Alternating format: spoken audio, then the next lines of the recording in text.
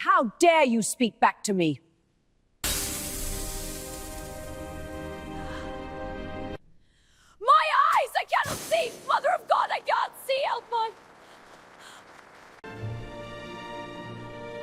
The grand ballroom of Ashford Manor blazed with 1,000 candles. Their light danced across polished marble floors, climbed velvet curtains the color of wine, and glittered against the jewels dripping from the throats of England's finest families.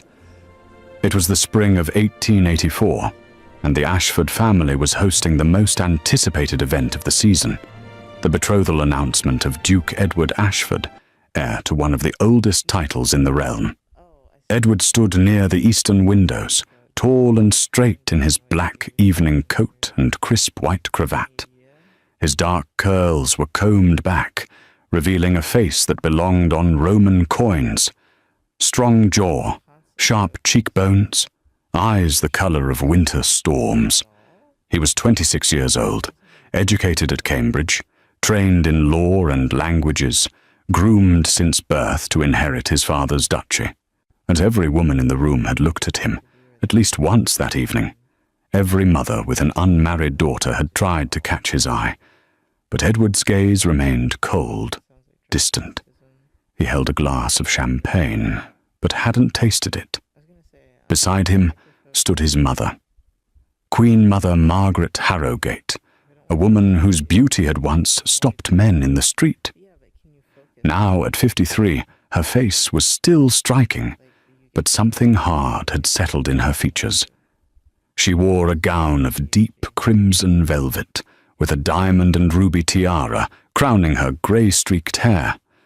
Around her neck hung a necklace worth more than most families earned in a lifetime.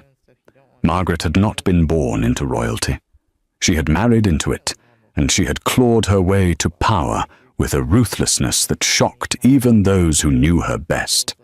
When Edward's father, the Duke, had died 3 years prior, Margaret had seized control of the household with an iron grip. She made decisions. She controlled the purse strings. She decided who was invited to dinner and who would be shunned. And most importantly, she would decide whom her son would marry.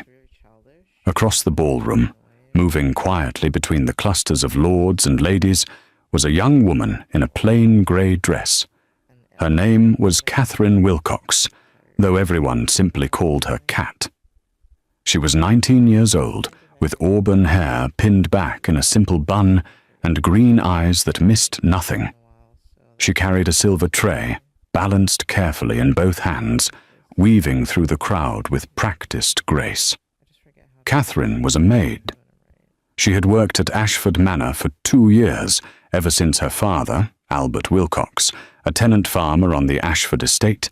They had fallen ill and could no longer work. The wages she earned kept her family fed. She sent most of her pay home each month. Her mother had died when Catherine was 12, leaving her to care for her younger brother and aging father.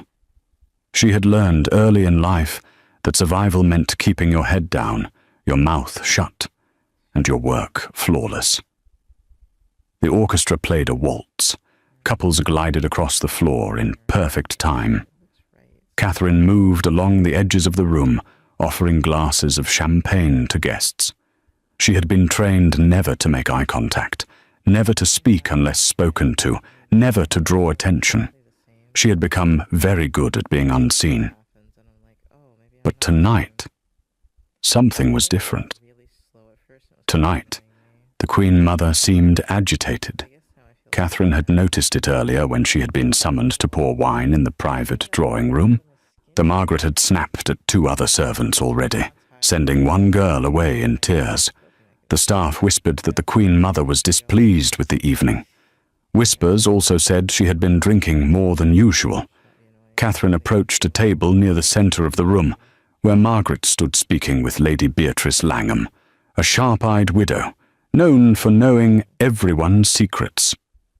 The 2 women were discussing Edward's impending engagement to some earl's daughter from Cornwall, a match Margaret had arranged personally.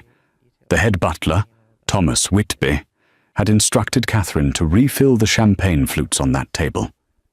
She moved toward it silently, keeping her eyes lowered. As she reached for the first glass, her hand brushed against the stem of a different glass, one filled with burgundy instead of champagne. Margaret's voice cut through the music like a blade. "Why did you serve burgundy and crystal meant for champagne?" Catherine froze. She looked down at the glass in her hand. It was true. The burgundy had been placed in the wrong glass, but she had not done it. Someone else must have set it there before she arrived. She opened her mouth to explain, but Margaret spoke first. "Foolish child." The room seemed to grow quieter. Conversations near them began to falter. People turned to look. "No, please, Your Majesty. I did not know." Margaret's face darkened. Her eyes narrowed. She had been drinking steadily all evening, and the wine had loosened something dangerous inside her. For years, she had maintained perfect control over her household, her reputation, her power. But lately, cracks had begun to show.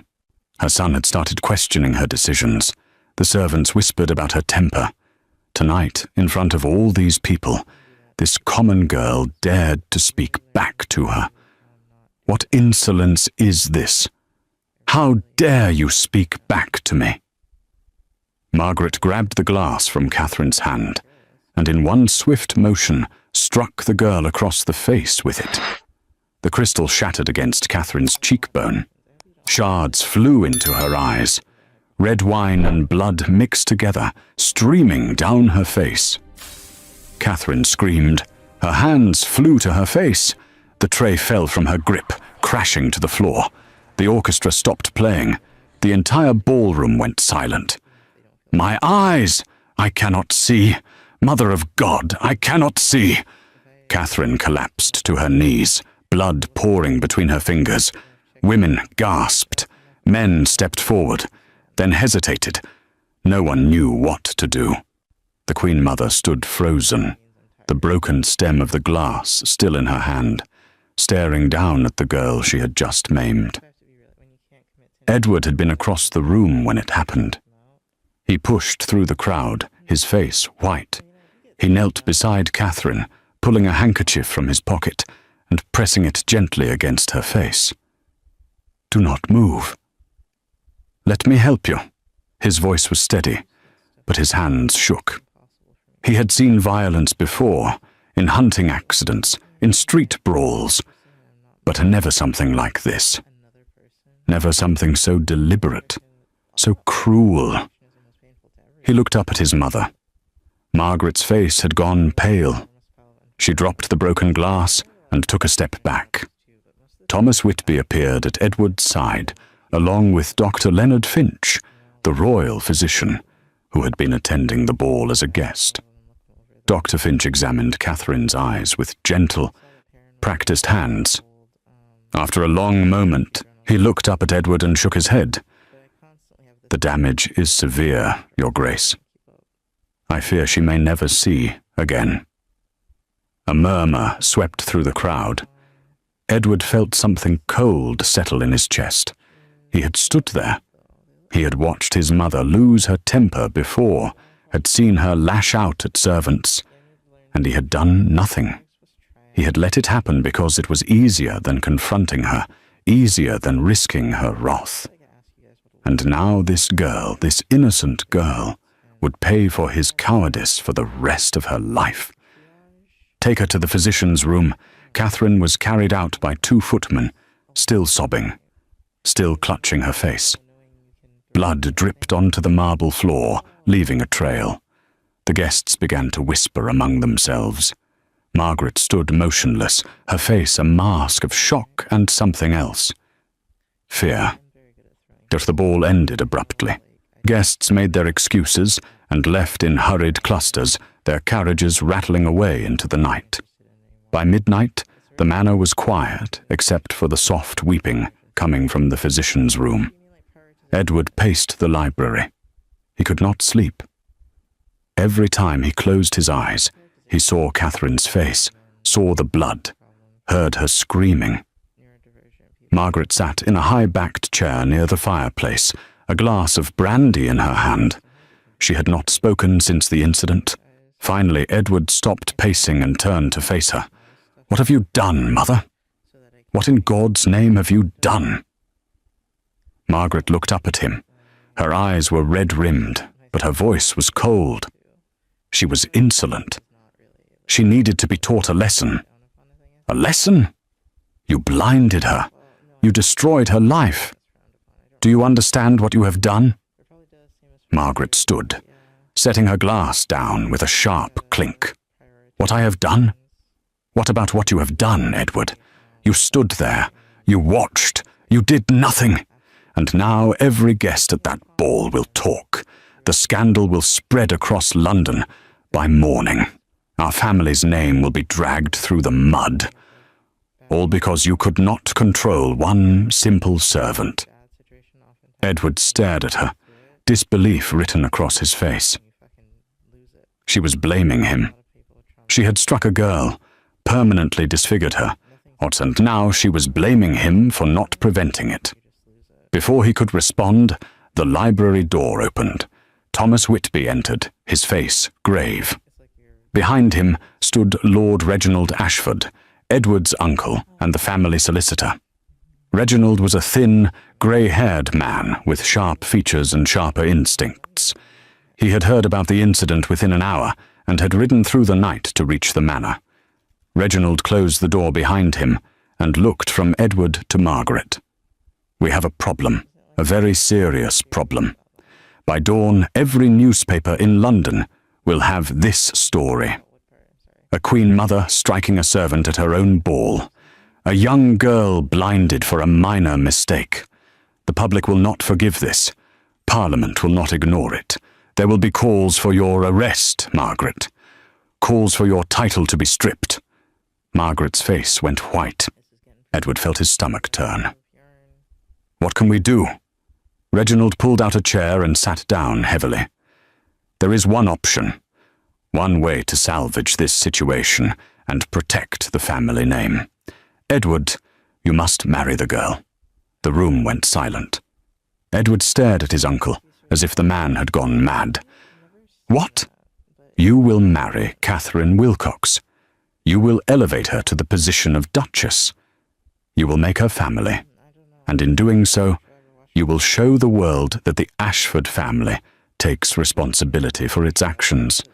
It will turn the scandal into a story of redemption, of nobility, of a duke who stood by an innocent woman wronged by his family."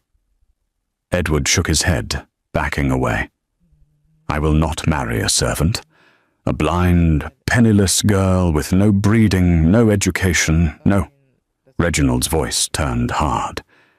"Then you will lose everything. Your title, or your inheritance, your family name. Parliament is already drawing up charges against your mother. Assault, battery, disfigurement. She could be imprisoned. The Ashford estate could be seized. Everything your father built, everything your ancestors fought for, will be gone. Unless you do this one thing." Margaret spoke then, her voice barely a whisper. "Edward, please." He looked at her. For the first time in his life, he saw fear in his mother's eyes. Real, genuine fear. She knew what would happen to her if he refused. She knew she had gone too far this time. Edward closed his eyes. He thought of his father, of the legacy that had been passed down through generations. He thought of the servants who depended on the estate for their livelihoods. He thought of Catherine, lying in that room upstairs, her life destroyed because of his family's cruelty. And he thought of himself, of the man he had always believed himself to be, honorable, just, responsible. If he refused now, he would prove that he was none of those things. He opened his eyes. "I will do it. I will marry her. Hello, we love bringing these stories to you, but it is important that we receive your support through subscription, like, and comments in order to continue bringing you these unique and authentic contents. So subscribe to see how this unfolds and comment where you are watching from. I would love to say hello to you just to know how far our story is going. The days that followed were a blur of preparations and negotiations. Catherine remained in the physician's room, her eyes bandaged, her world reduced to darkness and pain. Doctor Finch tended to her wounds with care, but there was little he could do. The glass had cut deep. The damage was permanent. Catherine had not been told about the marriage arrangement. Edward had insisted on waiting until she was strong enough to hear it. In the meantime, Reginald worked tirelessly to manage the scandal. He met with newspaper editors, with members of Parliament, with church officials. He spun the story carefully. The Duke, moved by compassion and honor, would marry the injured girl and provide for her family. It was unprecedented, certainly, but also deeply noble. The public reaction was mixed. Some praised Edward's decision as an act of true nobility. Others saw it as a desperate attempt to avoid scandal. But the plan worked. The calls for Margaret's arrest quieted. The Queen Mother withdrew from public life, retreating to a private estate in the countryside. She would never again hold the power she once had. 1 week after the incident, Edward finally entered the physician's room to speak with Catherine. She sat in a chair by the window, her face still bandaged, her hands folded in her lap. She turned her head when she heard the door open. "Who is there?" Her voice was soft, cautious. Edward's throat tightened. He had rehearsed this conversation a dozen times, but now that he was here, the words felt hollow. "It is Edward Ashford. I have come to speak with you." Catherine's hands clenched together. She had heard his voice that night, heard him trying to help her. But she also knew who he was, the son of the woman who had destroyed her life. "Your Grace, forgive me for not standing. I cannot see where the floor is." For Edward crossed the room and knelt beside her chair so that they were at the same height. "Please do not apologize. I am the one who should be apologizing. What happened to you was unforgivable. My mother's actions were inexcusable, and I am deeply, profoundly sorry." Catherine said nothing for a long moment. Then she spoke quietly. "Why have you come here, Your Grace? To offer me money? To send me away?" Edward hesitated. How could he possibly explain this to her? How could he tell her that he was about to turn her entire life upside down again? "I have come to ask you something. Something that will sound absurd, perhaps even cruel, given the circumstances. But I need you to hear me out." He took a deep breath. "I am asking you to marry me." Silence filled the room. Catherine's face went pale beneath the bandages. She must have misheard him. That was the only explanation. "I do not understand." Edward explained everything. The scandal, the threat to his family's name, the plan to salvage their reputation. He spoke quickly, trying to make her understand that this was not a proposal born of love or even affection, but of necessity. But as he spoke, he realized how horrible it sounded. He was asking her to give up any chance at a normal life, to become the wife of a man she barely knew, all to save a family that had already destroyed her. When he finished, Catherine sat very still. Her hands were trembling.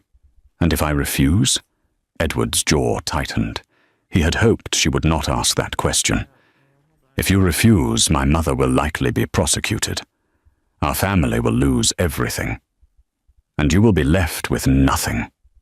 No compensation, no support, or no means to care for yourself or your family." Catherine's breath caught.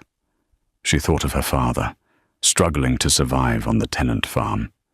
She thought of her younger brother, who had no education, no prospects. If she refused, they would all suffer. But if she agreed, she would become part of the family that had hurt her. She would have to live with the woman who had blinded her. She would have to pretend that everything was fine. She turned her face toward the window, toward the sunlight she could no longer see. I do not have a choice, do I? Edward wanted to lie. He wanted to tell her that she did have a choice, that he would find another way. But he could not. Not when so much was at stake. No, I am afraid you do not. Catherine nodded slowly. A tear slipped from beneath the bandages and ran down her cheek. But Edward saw it and felt something crack inside him.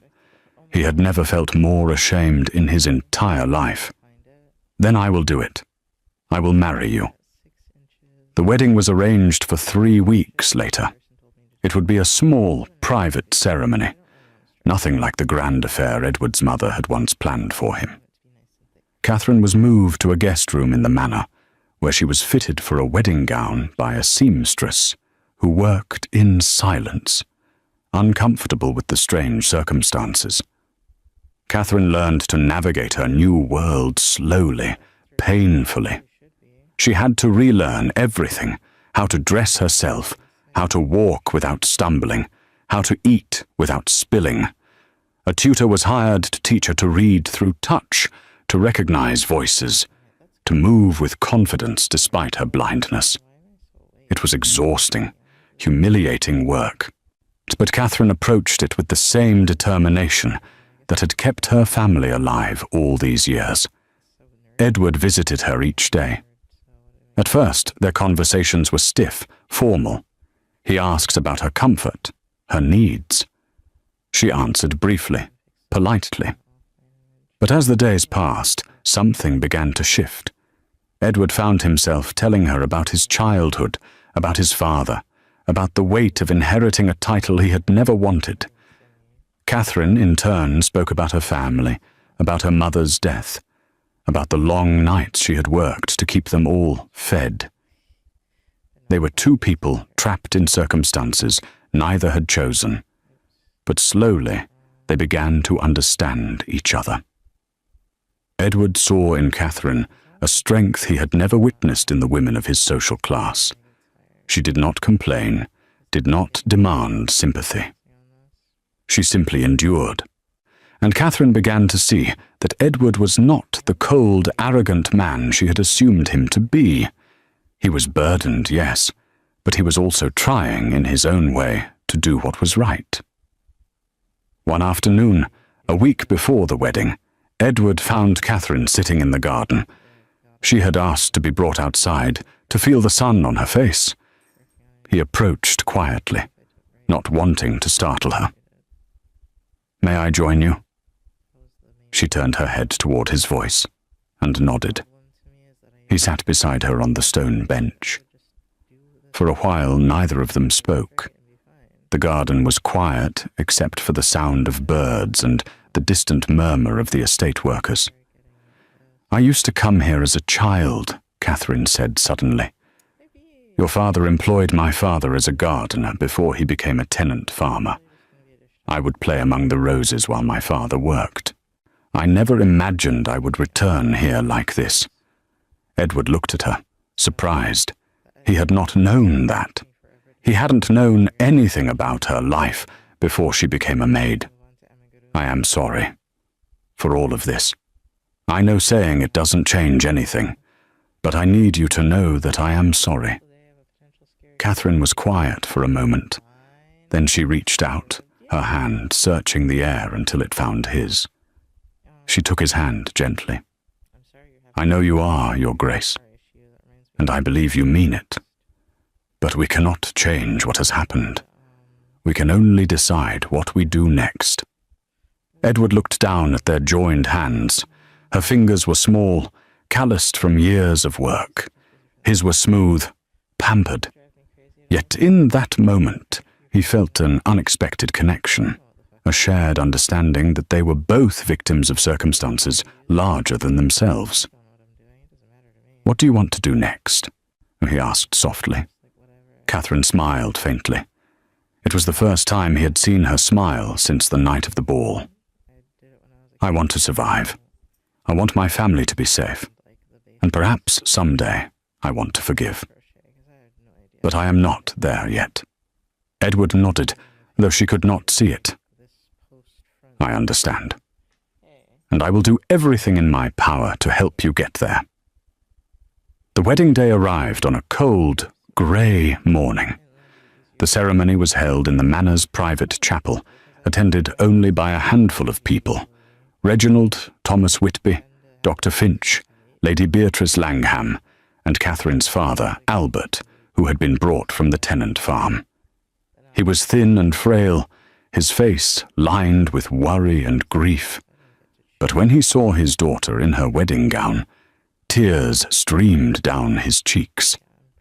Margaret was not present. She had sent word that she was too ill to attend.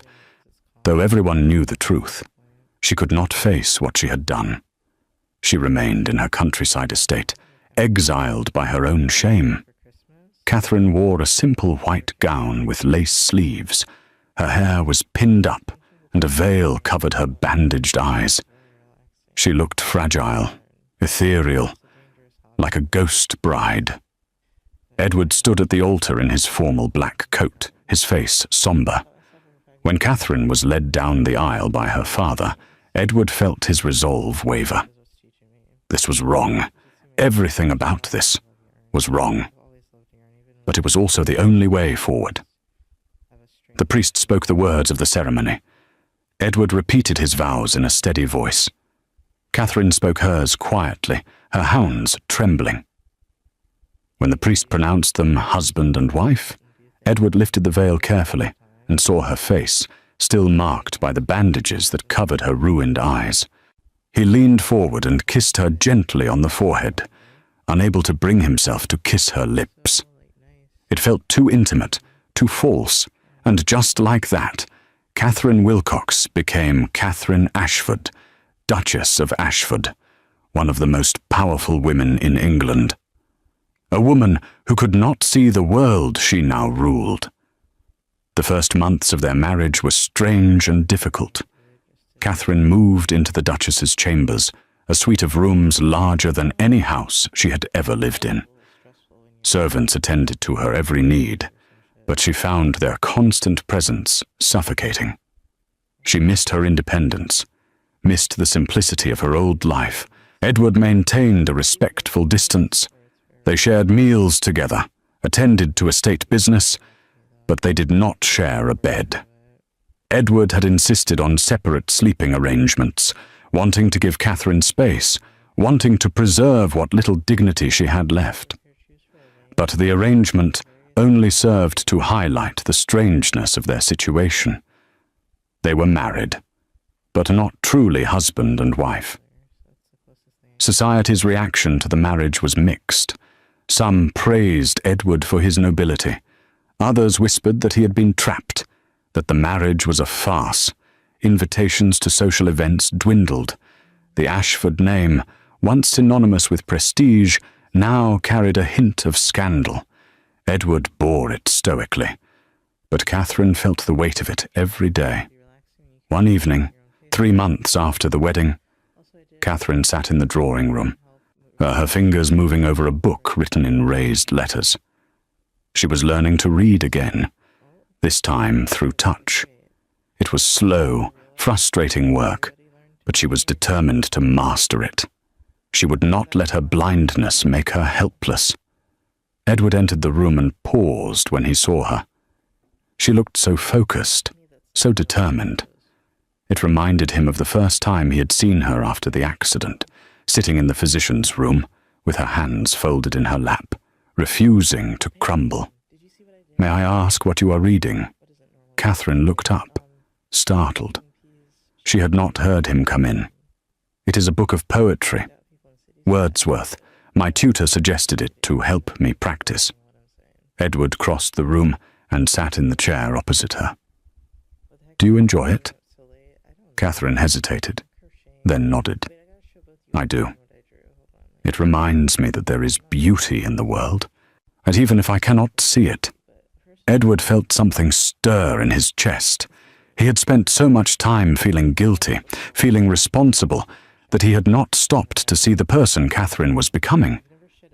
She was not just a victim. She was a survivor. Would you read some to me, if it is not too much trouble? Catherine's lips curved into a small smile. Of course, Your Grace. Edward. Please call me Edward. She nodded slowly. Edward, then. She began to read, her fingers tracing the raised letters with careful precision. Her voice was soft, melodic. Edward listened, and for the first time since the night of the ball, he felt something other than guilt. He felt hope. From that evening on, they began spending more time together.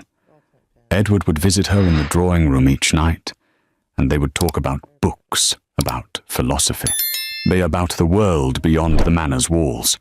Catherine had a sharp mind, and Edward found himself genuinely enjoying their conversations. She challenged him in ways no one else ever had. Slowly, the formality between them began to dissolve. Catherine started calling him Edward without hesitation. Edward began to see her not as a burden or a responsibility, but as a person he genuinely respected. And then one day, something shifted again. It happened on a rainy afternoon. Catherine had asked to walk in the garden despite the weather, and Edward had accompanied her. They stood beneath a covered pavilion, listening to the rain drum against the roof. Catherine tilted her face upward, feeling the cool mist on her skin. I used to love the rain, she said quietly. I would stand outside and let it soak me through. My mother would scold me for it, but I did not care. Edward watched her, and something in his chest tightened. She looked so peaceful, so content, despite everything she had lost. He took a step closer. You can still do that, you know. No one will stop you. Catherine laughed softly. I think the Duchess of Ashford, standing in the rain, would cause quite the scandal. Edward smiled. Let them talk. We have weathered worse. Catherine turned toward him, her face serious. Have we? Weathered it, I mean. Or are we simply pretending? The question hung in the air between them. Edward thought about it carefully. Were they pretending? Was this a marriage nothing more than a performance for the benefit of society? I do not know, he admitted. But I would like to find out. Catherine reached out, her hand searching the space between them. Edward took it gently, his fingers closing around hers. So would I. From that day forward, their relationship began to change. It was subtle at first, a touch that lingered a moment too long, a conversation that stretched late into the night, a shared glance that meant more than words could say. Edward found himself thinking about Catherine when she was not around, wondering what she was doing, whether she was happy. And Catherine, for the first time since her injury, began to feel something other than pain and loss. She began to feel hope. And then, slowly, carefully, she began to feel something more. 6 months after their wedding, Edward entered Catherine's chambers one evening to find her standing by the window, her hand pressed against the glass. She had removed her bandages weeks ago, revealing the scars left by the shattered crystal. Her eyes were clouded, unseeing, but she held her head high. Is something wrong? Edward asked gently. Catherine shook her head. No, I was just thinking about how much my life has changed. 6 months ago, I was a maid. Now I am a duchess. I should feel grateful. I should feel fortunate. But instead, I just feel lost. Edward crossed the room and stood beside her. You are not alone in that feeling. She turned toward him, her face searching for his, even though she could not see it. Do you ever regret it? Marrying me? Edward's throat tightened. It was a question he had asked himself many times in the early days of their marriage. But now, standing here with her, he knew the answer. Number 1. I do not regret it. Not anymore. Catherine's breath caught. She had not expected that answer. She had thought, perhaps hoped, or that he might say something kind, something reassuring. But the certainty in his voice was something more. Why not? Edward reached out and took her hand. Her skin was warm against his. Because you have taught me what true strength looks like. You have shown me more courage, more grace, more dignity than anyone I have ever known. And because when I am with you, I feel like the man I always wanted to be. Tears welled in Catherine's eyes and spilled down her cheeks. Edward reached up and gently wiped them away. She leaned into his touch, and he felt his heart break and heal at the same time. I am falling in love with you, Catherine. I didn't plan it. I didn't expect it. But it is true. Catherine's hands trembled as she reached up and found his face, her fingers tracing the lines of his jaw, his cheekbones, his lips. No, she had never seen him. But now she saw him in a different way. She saw him through touch, through sound, through the warmth of his presence. I think I am falling in love with you too. Edward leaned forward and kissed her. It was not like the chaste kiss he had given her on their wedding day. This kiss was real, filled with months of longing and hope, and something fragile and new. Catherine kissed him back, her hands tangling in his hair, pulling him closer. When they finally pulled apart, both were breathless. Edward rested his forehead against hers, his hands cradling her face. We can make this real, Catherine. We can build a life together, a real marriage, if you want that. Catherine smiled through her tears. I want that. More than anything.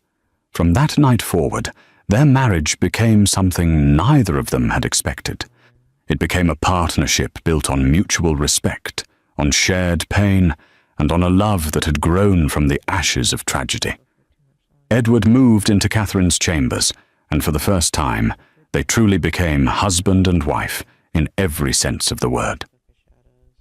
The months that followed were not easy. Society still whispered. Margaret remained in exile, a broken woman, haunted by her own cruelty. But Edward and Catherine faced it all together. They attended events as a united front. Catherine learned to navigate social situations with grace, and Edward stood by her side, proudly introducing her as his wife. Catherine also began to use her position to help others. She established a school for blind children on the estate, teaching them the skills she had learned. She worked with Dr. Finch to improve medical care for tenants, though she became known not as the blind Duchess, but as a woman of strength and compassion. 1 year after their wedding, Catherine discovered she was with child. The news brought both joy and fear. She worried about bringing a child into a world she could not see, about being a mother when she herself felt so fragile. But Edward reassured her, and together they prepared for the arrival of their first child. On a spring morning, exactly 2 years after the night of the ball, Catherine gave birth to a healthy baby girl. Edward was there when she was born, holding Catherine's hand as she brought new life into the world. When the baby was placed in Catherine's arms, she wept. She could not see her daughter's face, but she felt the warmth of her tiny body, heard the soft cries, and knew that she was perfect. They named her Grace.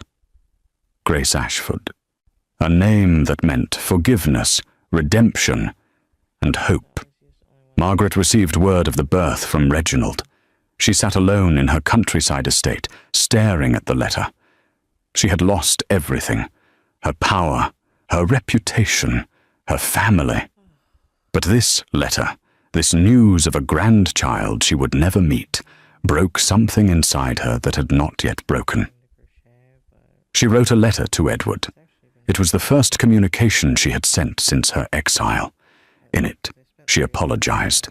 not with excuses or justifications, but with raw, honest remorse. She acknowledged what she had done to Catherine, what she had taken from her, and she begged for forgiveness, knowing she did not deserve it. Edward read the letter aloud to Catherine one evening as they sat together in the nursery, watching their daughter sleep. When he finished, Catherine was quiet for a long time. "Oh, do you think she means it?" Edward asked. Catherine reached out and found his hand. "I think she is finally understanding what she lost. Not just her power or her reputation, but her family, her son, her grandchild." Edward looked down at their joined hands. "Can you forgive her?" Catherine was silent for a long moment. Then she spoke softly. "I do not know if I can forgive her completely. Not yet. But I think I can try. For Grace, for our family, and for myself. Because holding on to anger is like carrying a stone in my heart, and I am tired of the weight." Edward squeezed her hand gently. "Then we will try together." A month later, Margaret was invited to visit the manor. It was a small, private visit, just her, Edward, and Catherine. Margaret arrived in a simple carriage, dressed plainly, her face lined with age and sorrow.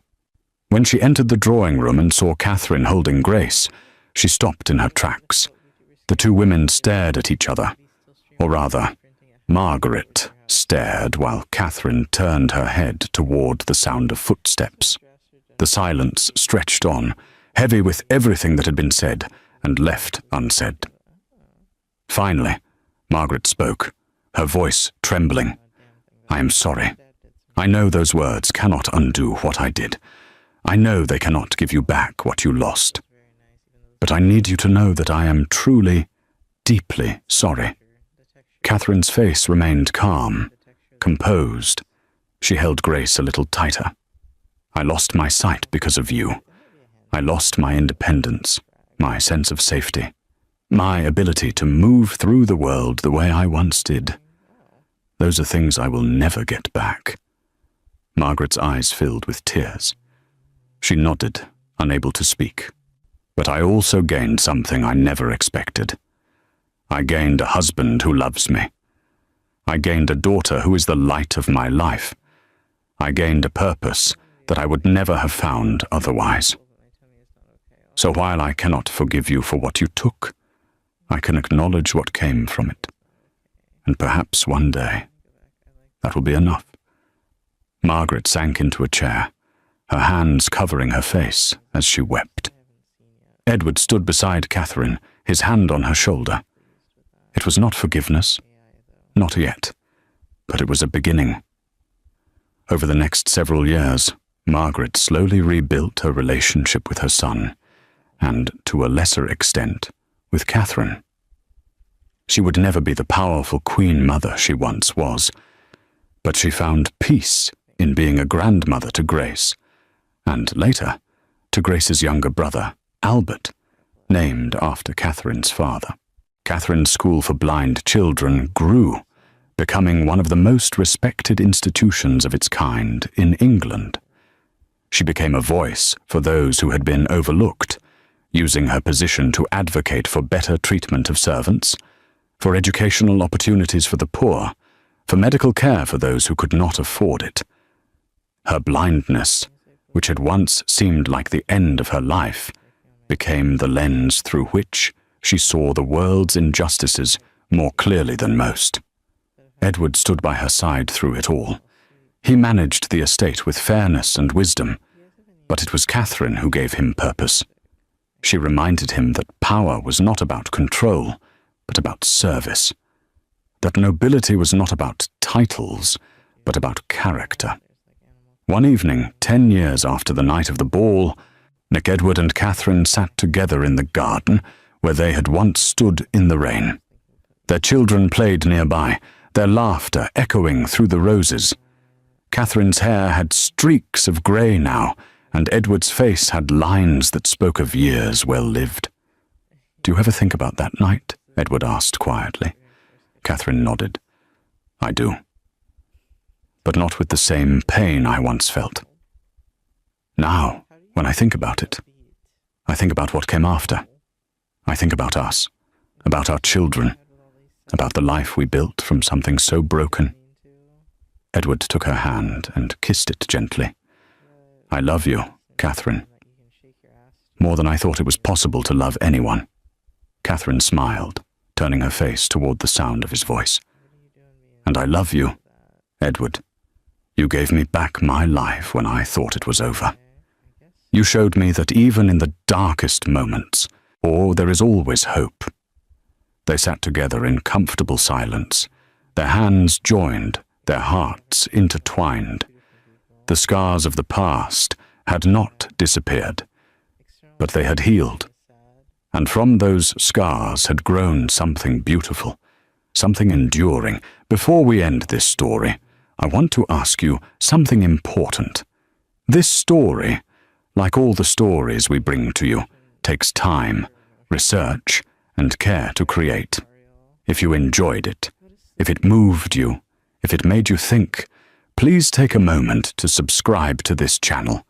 Your subscription helps us continue creating these unique narratives that explore the depths of human emotion, resilience, and love.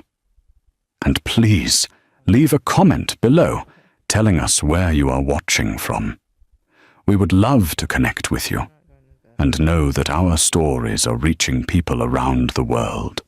Thank you for being part of this journey with us. The story of Catherine and Edward Ashford became legend in England. It was told and retold, a tale of cruelty transformed into compassion, of tragedy redeemed by love. It served as a reminder that even the darkest moments can give birth to light, that even the most broken people can find healing. Years later, when Grace was grown and married herself, she asked her mother about that night. They sat together in the same drawing room where Catherine had once learned to read by touch. Mother, do you wish it had never happened? That you had never been hurt? Catherine thought carefully before answering. She was older now, her hair completely white, but her spirit remained unbroken. I wish the cruelty had never happened. I wish your grandmother had chosen kindness instead of anger, but I do not wish away what came after. Your father, you, your brother, the work we have done together. These things are precious to me, and they would not exist without that night. Grace nodded, understanding. Life was not about avoiding pain, but about what you built from it. So the story ends where it began, with a choice. Margaret chose cruelty, and it destroyed her. Edward chose responsibility, and it redeemed him. Catherine chose resilience, and it transformed her. And together, Edward and Catherine chose love, and it gave them a life worth living. The lesson of their story is this: we cannot always control what happens to us, but we can control what we do with it. We can choose bitterness or growth, revenge or forgiveness, despair or hope. And sometimes, the greatest love stories are not the ones that begin with passion, but the ones that are forged through hardship, tempered by time, and strengthened by choice. Catherine Ashford, the blind duchess who had once been a servant, became one of the most beloved figures in Victorian England. Her legacy lived on through the schools she founded, the lives she changed, and the children she raised. And when she died, many years later, with Edward by her side and her family surrounding her, her last words were these: I cannot see the world, but I have seen enough. I have seen love. I have seen kindness. I have seen what it means to be truly alive, and that is more than enough. And with those words, she passed peacefully, leaving behind a world that was better because she had been in it. Thank you for staying with us to the end. We hope you end it and also learnt from it. Until next time, and we will see you in the next story. Don't forget to leave us a comment. Thank you. Bye.